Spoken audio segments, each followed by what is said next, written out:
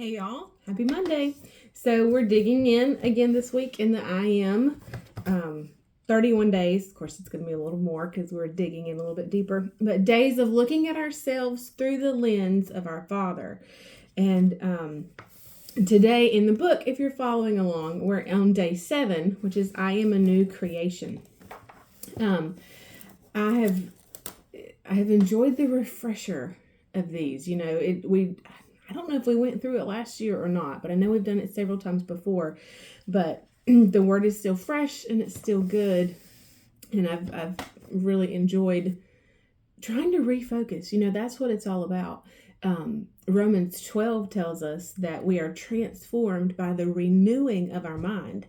And Satan, the accuser, right?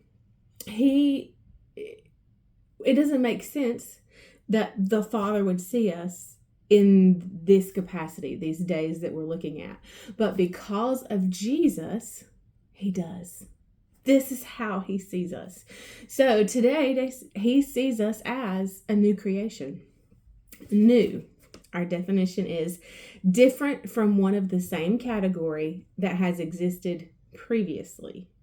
So different from something that has existed previously.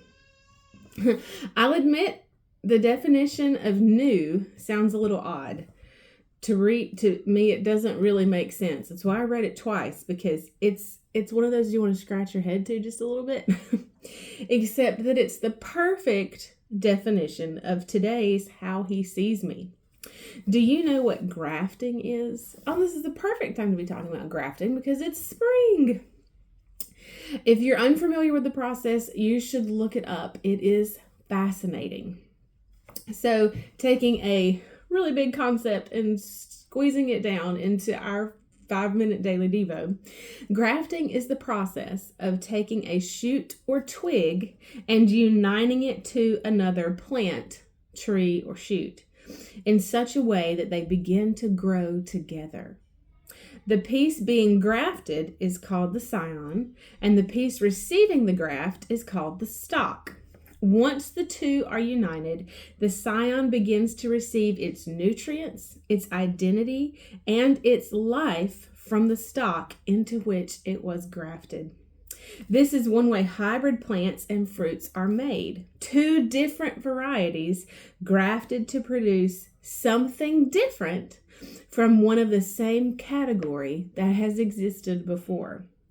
Though still a tree, the flowering plant or fruit, the scion, is no longer what it used to be. The source of its identity has changed. It will never be what it once was. As the graft grows and the 2 parts become one, something new is produced. I want you to think about that. Those words just sink in just a little bit. So let's dig into the heart of the matter. I love that our Father uses his creation to explain spiritual principles and processes. Though grafting may be complete, the newly grafted shoot does not take on the characteristics of the stalk overnight. It takes time for the scion to take on the identifying properties of the stalk. The cut has been made and the shoot has been inserted, but there is much growth left to happen. And the same is true when you and I were grafted into the family of God. The graft was complete the moment that we offered our lives to Jesus. We became his. We are redeemed by his blood, and now we receive our identity from him. But we have to learn to live as part of his family. His life now flows through our spirits where death once flowed. And we have to teach ourselves his way of living. It may take some time to run out our old identity, but if we stay connected to him, soon we will begin to look like him.